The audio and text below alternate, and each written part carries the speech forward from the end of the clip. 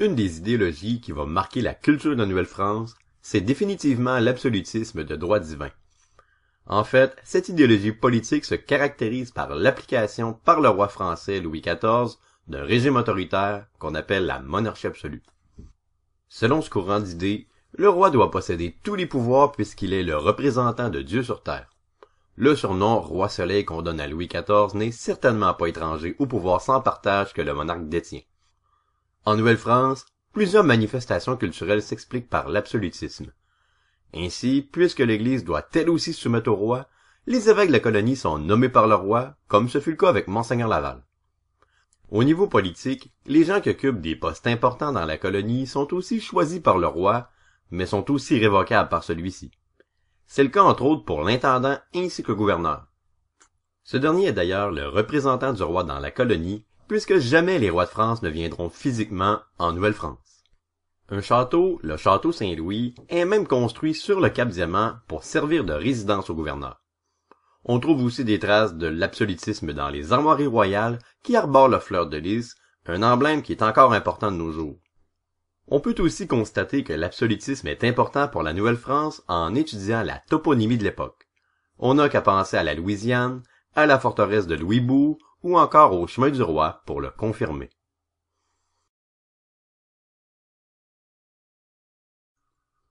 Le catholicisme est une idéologie qui va marquer l'histoire du Québec, comme peu d'autres courants de pensée vont le faire. Comme son nom le dit, le catholicisme fait référence à la religion catholique. Cette religion chrétienne se distingue du protestantisme par la reconnaissance de l'autorité du pape par les pratiquants. Le catholicisme sera la seule religion autorisée pendant une bonne partie de l'histoire de la colonie. Ce monopole religieux explique pourquoi la très vaste majorité de la population de la Nouvelle-France soit catholique. Ce courant de pensée se manifeste entre autres par l'importance qu'on accorde à l'Église, un des édifices les plus importants autant dans les premiers établissements que dans les seigneuries. Le domaine artistique est aussi fortement influencé par le catholicisme. Par exemple, certaines œuvres comme le Tartuffe de Molière sont interdites par l'évêque Saint-Vallier. Celui-ci juge les comédies et le théâtre contraires aux valeurs catholiques. L'évêque est sans contredit un personnage qui incarne le catholicisme en Nouvelle-France. Comme il représente le pape, c'est lui qui dirige le clergé et s'assure de transmettre aux curés les différents mandements qu'ils vont devoir lire à la messe du dimanche, une messe à laquelle tous les habitants sont tenus d'assister. La vie quotidienne de ceux-ci est grandement influencée par l'encadrement du curé. Par exemple, il faut lui confesser ses péchés et respecter le calendrier religieux. Gare à ceux qui ne respectent pas les jours de jeûne ou qui ne feraient pas leurs prières. Dans les familles, on dit que les femmes vont jouer un rôle important pour veiller au respect de ses obligations religieuses. Dès le début de la colonisation, un des objectifs principaux sera d'étendre la religion catholique aux Amérindiens. Marc Lescarbot publiera d'ailleurs un livre au nom évocateur en 1610, La conversion des sauvages. Cependant, c'est plutôt aux communautés religieuses qu'on confiera le mandat d'évangéliser les Amérindiens, les Récollets d'abord, puis ensuite aux Jésuites. Ces derniers vont nous laisser des récits détaillés de leur mission d'évangélisation, les relations des Jésuites, qui sont encore abondamment utilisés par les historiens de nos jours. De plus, bien qu'ils soient laïques, c'est le catholicisme qui a inspiré Paul Cheminée de Maisonneuve et Jeanne Mance à fonder Ville-Marie dans l'espoir de convertir des Iroquois. Le catholicisme inspirera aussi d'autres communautés religieuses qui vont transmettre leurs valeurs chrétiennes tout en dispensant des services sociaux à la population. D'autres vont préférer passer par l'éducation pour transmettre les valeurs catholiques. Par exemple, les Ursulines vont se dévouer à Québec pour éduquer les Huronnes ainsi que les filles des premiers colons. L'école, qu'elle s'adresse à des Blancs ou aux Amérindiens, sera imprégnée du catholicisme. Pour faciliter l'apprentissage des rites et des dogmes catholiques, Saint-Vallier va faire imprimer en France le catéchisme du diocèse de Québec, une synthèse de ce que tout bon catholique devrait savoir.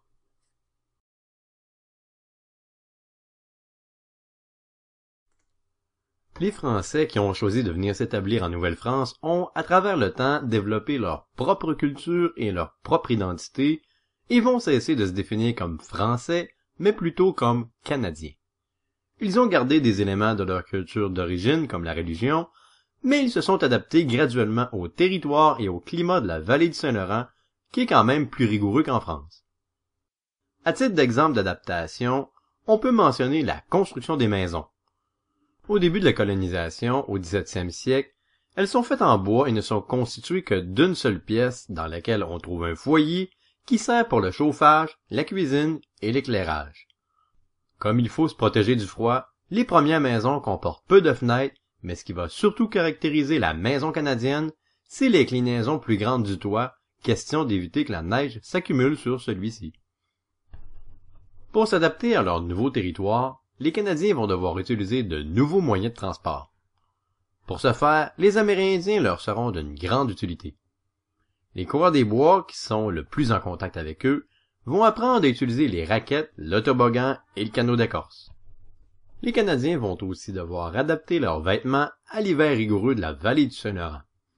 Encore une fois, ils vont s'inspirer des vêtements des Amérindiens, comme par exemple les peaux d'animaux, mais ils vont aussi transformer des vêtements français pour les adapter à la réalité de la vallée du Saint-Laurent. De plus, l'habitant va modifier son alimentation. Il va intégrer des aliments des Amérindiens, comme les 3 sœurs et le sirop d'érable, ainsi que les produits de la chasse, la pêche et la cueillette. Cette présence amérindienne, conjuguée avec l'éloignement de la métropole, vont aussi amener l'habitant de la vallée du Saint-Laurent à développer un esprit d'indépendance qui se manifeste de plusieurs façons. Des observateurs comme le père Charlevoix et Pierre Cam, un botaniste de passage dans la colonie, vont décrire le Canadien comme un être qui résiste à l'autorité. Il semble que les Canadiens soient plus égalitaires et respectent moins les privilèges de noblesse que les Français, comme par exemple celui de porter une arme. Les observateurs pointent du doigt l'influence des Autochtones pour dénoncer cet esprit d'indépendance. Par exemple, les Autochtones ont une façon beaucoup plus permissive d'éduquer leurs enfants. L'esprit d'indépendance des Canadiens se manifeste de bien d'autres façons. Par exemple, à la fin du 17e siècle, les autorités ont mis en place un système de permis de traite pour inciter les Canadiens à défricher une terre plutôt que de faire la traite des fourrures. Or, beaucoup de coureurs des bois vont préférer leur liberté et continuer de faire la traite des fourrures, même sans permis. Les marchands vont aussi contourner les règles en échangeant de l'eau-de-vie contre des fourrures aux Amérindiens, malgré l'interdiction de l'Église.